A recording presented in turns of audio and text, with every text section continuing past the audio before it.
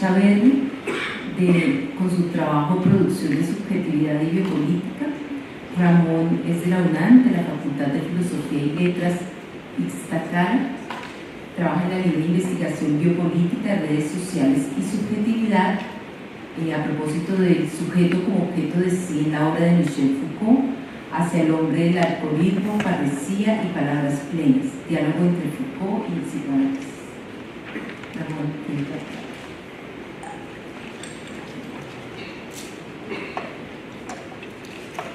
Bueno, pues muchas gracias. Agradezco la presencia de ustedes, sobre todo después de lo que ha pasado, de que estaba cerrada la facultad. Fue como mal momento, supongo, pero agradezco también mucho a los organizadores, Ana María, ¿no? Y a todos los amigos que están por acá, a Marco, por la invitación. Pues yo traigo esta ponencia que se llama Producción de Subjetividad y Biopolítica, que ahorita quiero hacer como mostrar un pequeño giro. Empiezo con una cita. Dice: nunca estamos infinitamente lejos de aquellos a quienes odiamos. Por la misma razón, pues, podremos creer que nunca estaremos absolutamente cerca de aquellos a quienes amamos. Es de Albert Sánchez, de un texto que se llama La piel fría. Es una novela que acaba de salir, ¿no? Aclaración. Por razones que no puedo sino clarificar y sintéticas, he llamado a esta ponencia Producción de Subjetividad y Biopolítica, cuando quizás su título, mucho más largo, pero más preciso, debería ser Proceso de introyección de la función normalidad-anormalidad en el horizonte biopolítico. Juzgue el oyente si acaso decir preciso no fue mera pretensión. Primera parte. Aviso. Esta parte puede contener spoilers. Batiscafo habita en un faro en una pequeña isla fuera de toda ruta marítima. Hasta este lugar llega un cartógrafo que huye de la tierra de sus padres, de su patria. Así inicia la novela del escritor catalán Albert Sánchez, justo La Perfera. La isla en cuestión es literalmente tierra de nadie. Pasa de mano en mano, tan pronto cambia el mapa geopolítico. El nuevo cartógrafo se ve obligado a unirse al loco Batiscafo en el faro para emprender una guerra contra criaturas acuáticas que surgen en hordas desde el mar y que amenazan cada noche con devorarnos. Batiscafo habita con una de estas criaturas, fornica con ella y la esclaviza. Ese monstruo femenino no parece ser inteligente, pero tiene una sensualidad perturbadora. Con el paso del tiempo, el cartógrafo puede observar en estos seres cierta empatía. Él mismo experimenta hacia ellos un extraño lenguaje de intenciones que les permite comunicarse. Por el contrario, no ocurre así con Batiscafo, que los detesta y mata siempre que tiene oportunidad. El autor nos presenta un interesante juego de espejos. La criatura que en todo un canto místico evoca a la humanidad antes de toda cultura. Pese a su piel fría, tiene una sexualidad ardiente. Batiscafo, por otro lado, representa el tesón humano que busca dominar las fuerzas de la naturaleza. Pero ¿contra quién pelean estos dos hombres? Aparentemente contra una cadena de protohumanos y parientes acuáticos de los Cromañón y los Neandertal. Pero ello solo es un recurso literario, un pretexto para sugerir que en realidad pelean contra ellos mismos, contra aquello instintual que nos constituye, aquello a lo que no se llega por medio de ningún lenguaje articulado, cuyo único camino cierto es el goce corporal, la caricia o la vida. Aunque Batiscafo se desfogue sexualmente con la criatura, no logra percibir y gozar de su libertad. Al igual que el cartógrafo, Batiscafo se cree más libre cuando se acerca a los barrotes de la cárcel. El faro, una fortaleza inexpugnable, de hecho es una cárcel, que al mismo tiempo que los protege, los aísla. Un pliegue acorazado dentro de la misma isla, como un segundo aislamiento más profundo, más íntimo, que les va robando la sensibilidad y la esperanza. ¿Es acaso circunstancial que el nombre de este loco sea Batiscafo, palabra que unida refiere a un pequeño submarino que sirve para explorar las profundidades? Seguro que no, porque ¿qué hace Batiscafo sin apuntar a la profundidad del corazón del hombre, asumido al ajeno, que es en el fondo lo más propio?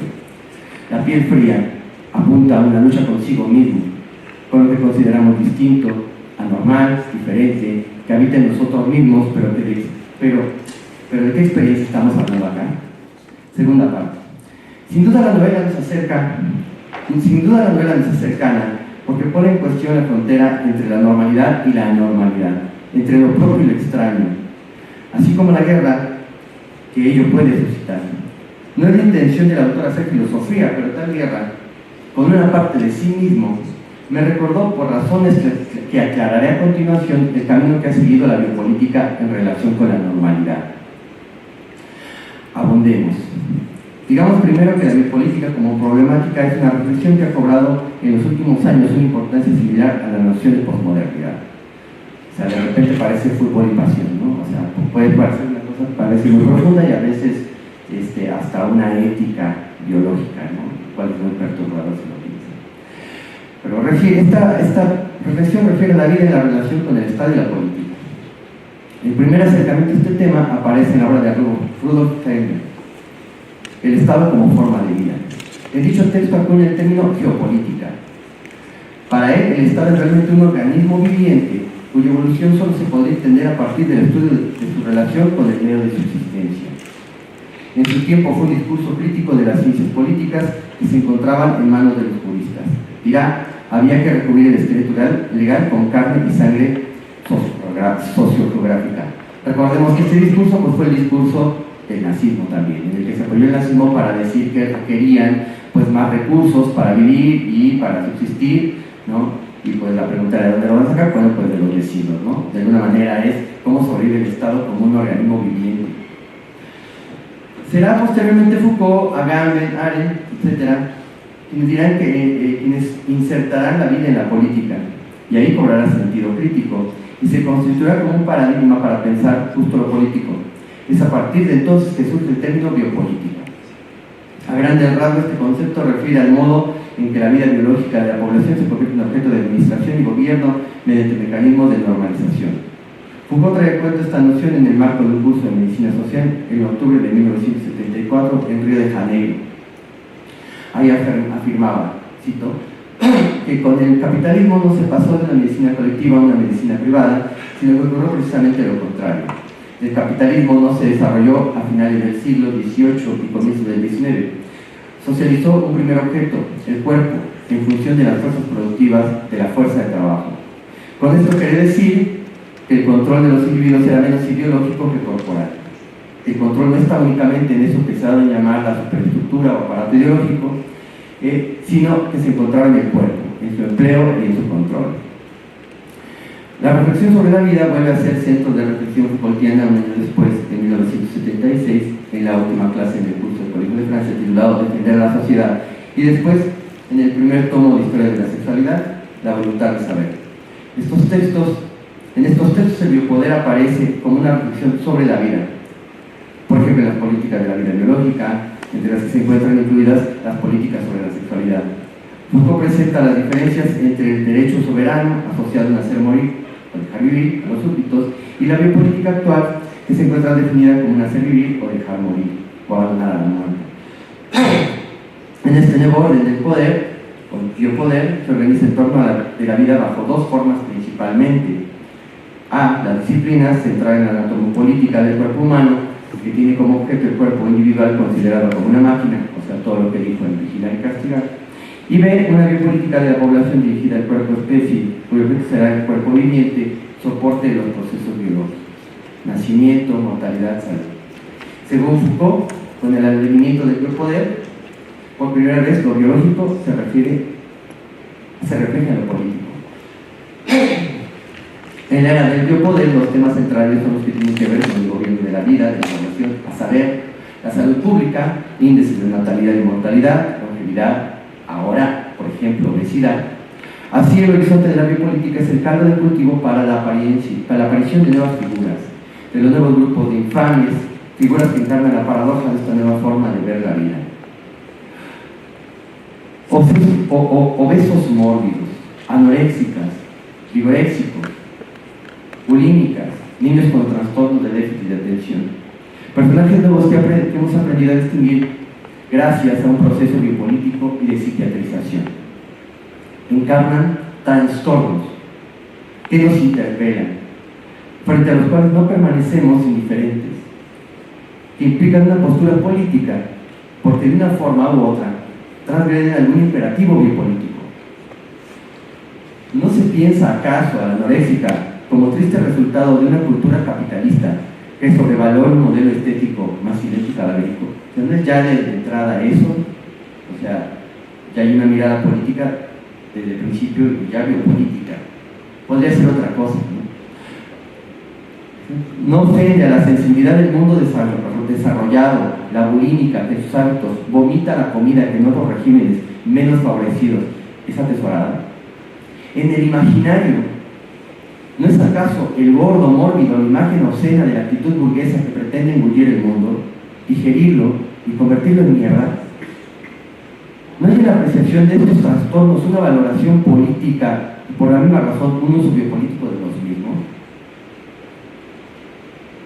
¿No es en aras de un modelo de la salud que se les increpa y se les corrige?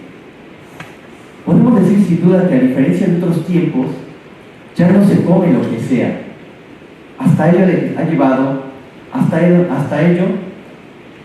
ha de llevar una posición política, un discurso de la salud, comer sano, ser vegetariano, ser vegano.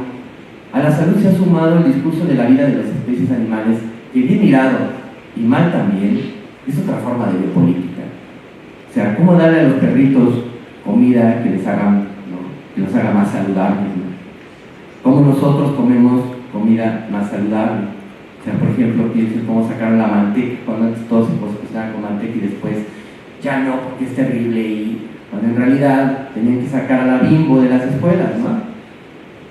Pero mejor no, porque además el osito Bimbo es adorable. Sí, es un, ¿no? Además refiere a Bambi, que es un personaje entrañable para nosotros. Entonces, claro, ahora todo tiene que ver con cómo comemos, ¿no? O sea, si como galletas o no, si tomo este café o no, si además este café es orgánico o no, si es una empresa responsable o no, si es una empresa que va a reciclar o no.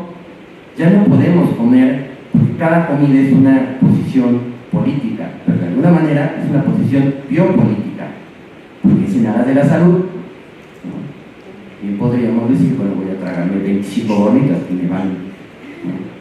Pero ya no me vale. Desde que llegó la biopolítica ya no me vale comer gorditas, ¿no? Perdón por este paréntesis, pero se abona poco a la claridad cuando en aras del avance de la ciencia omitimos el aspecto histórico que estos fenómenos. Además, el abandono del espíritu histórico se traduce en la inserción de los médicos y psiquiatras. Ya lo ha señalado Foucault, en el mundo contemporáneo el médico es el nuevo sacerdote. Trae la salvación en forma de la salud, ¿no? O sea, siempre vamos primero con el médico, ¿no? Hasta si es una enfermedad que podemos considerar un poco, digamos, emotiva, no porque poner psiquiátrica, porque es algo que me afecta, alguna especie de melancolía, pues primero vamos con el sacerdote, que ya era terrible, pero ir con el médico, pues es todo peor, ¿no? Entonces, pero desde ese espíritu histórico, ¿qué procesos han ocurrido para la aparición de tan singulares fenómenos? Afirmamos que estos tienen su emergencia en un desplazamiento en torno a la mirada normalizadora que cruza la biopolítica. La normalización, como trataremos de dar cuenta ahora, ha cambiado de ámbitos, de lugares, de topologías. En otras palabras, y para tratar de aterrizar conceptos de experiencia de normalidad se está modificando, se está haciendo, digamos, más íntima. Esto es, Foucault ha hablado de la normalidad, pero habría que ver que también es un concepto histórico que está cambiando de lugares, se está transformando, está yéndose a otros, más allá de lo que ha dicho Foucault. Genealogía de la topología, normalidad a normalidad.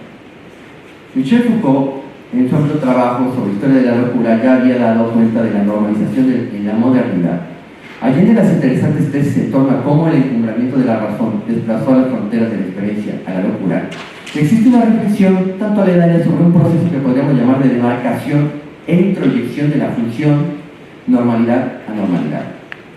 Usamos el término función porque en la construcción de la subjetividad no solo ambos términos son funcionales el uno para el otro, no podemos hablar de la normalidad sin normalidad.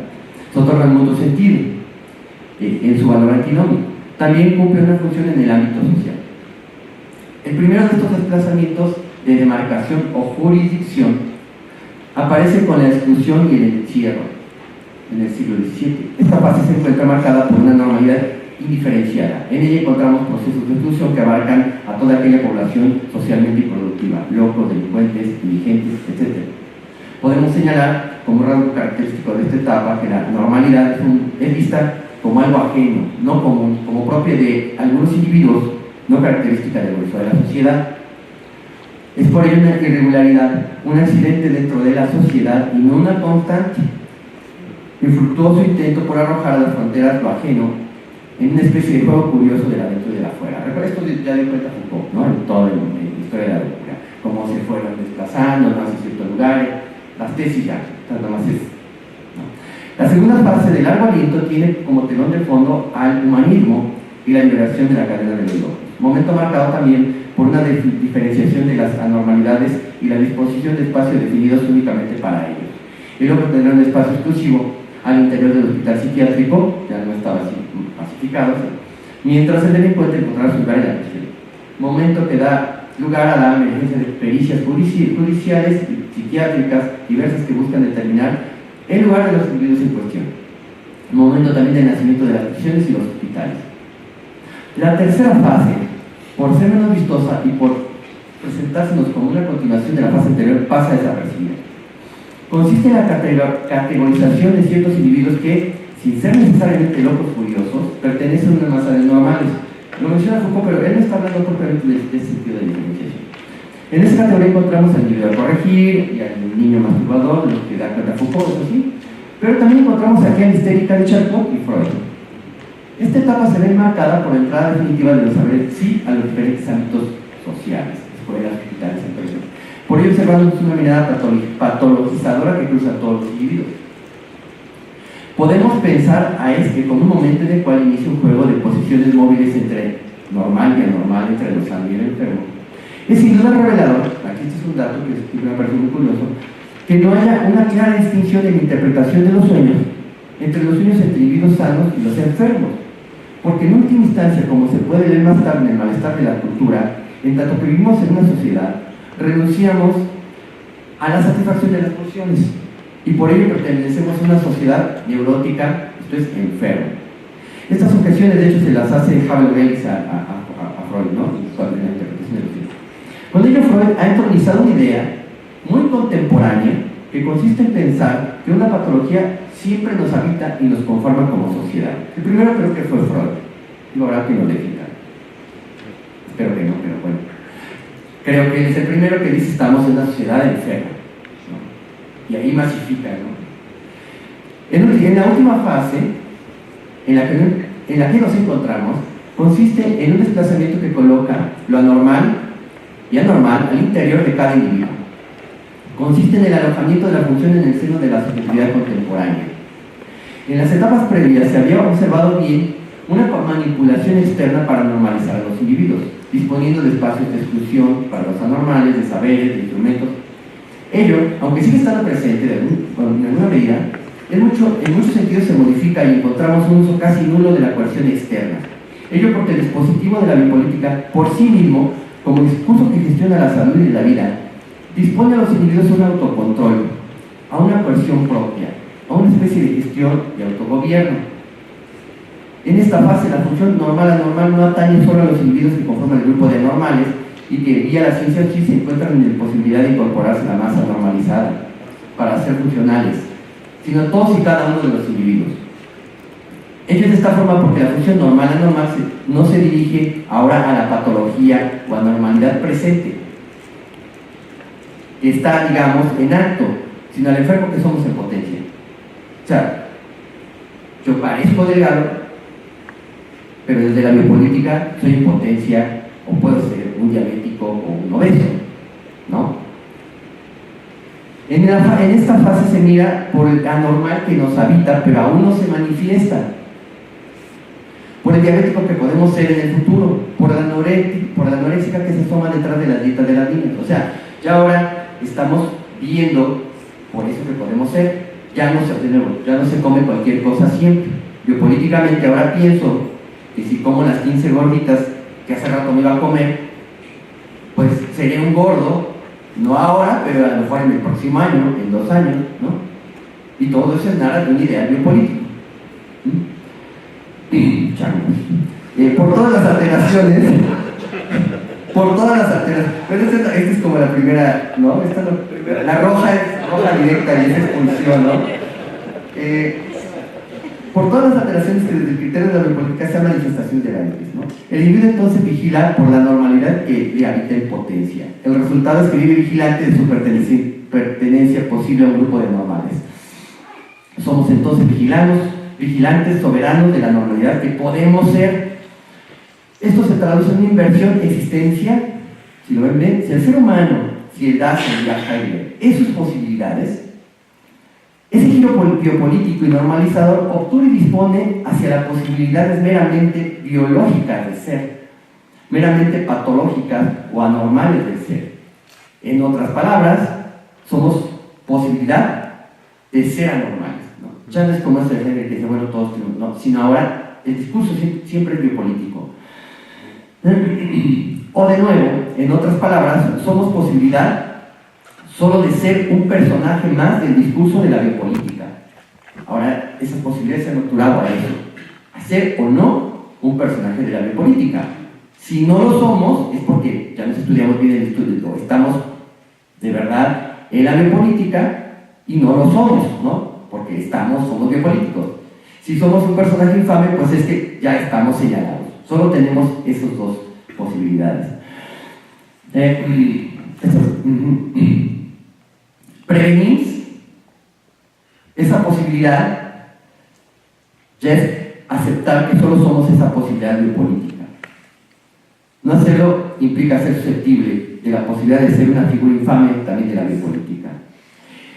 Al estilo del antiguo psicoanálisis, quizá lo recuerden, afirmar la construcción en el análisis es afirmar al psicoanálisis.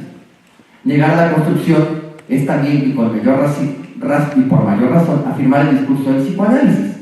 Pues ese mecanismo de defensa, que es la negación, es parte del mismo discurso. O sea, si yo digo, en la construcción digo, si en la construcción digo, claro, usted quiere cogerse a su madre, ¿no? Tiene un Edipo ahí, no lo va a decir así psicoanalista, pero en el antiguo psicoanálisis que la crítica se hace también esa construcción.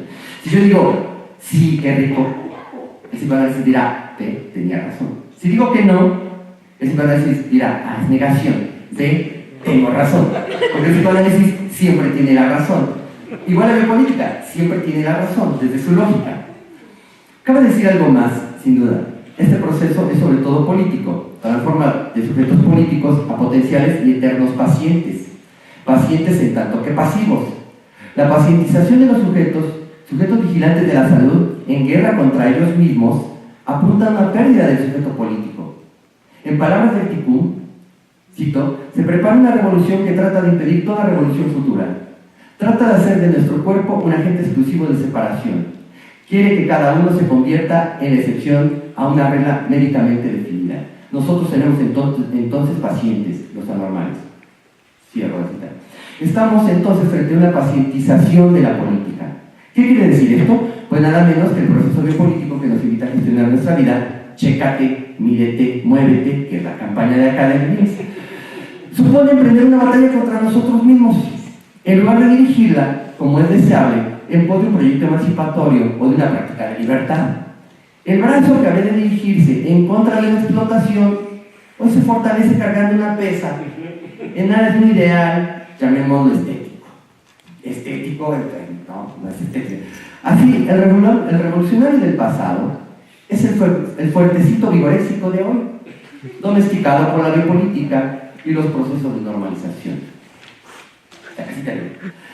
Así, el proceso biopolítico actual supone una gestión de nosotros mismos. Igual le pusiste la roja, pero ¿es roja directa ya?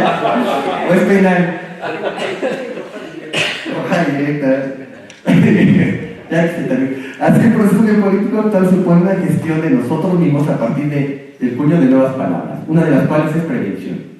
Ya se busca que los avances genéticos nos permitan prevenir anomalías, pero también, ¿por qué no?, la posibilidad de la elección de color de piel o de ojos de los infantes.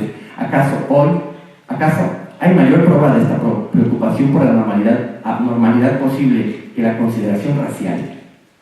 De esta manera, la función normal-anormal en esta etapa está por mostrar sus verdaderos frutos. Nos encontramos en el intento de la eclosión de saberes para prevenir las anormalidades del futuro, dietéticas para las anormalidades futuras, exámenes para las locuras que vienen. Si las condiciones actuales no cambian, podemos avisorar esta pacientización vertida sobre la vigilancia de sí, verá pasar desde las márgenes del fluir del tiempo el cadáver del sujeto político. Muchas gracias.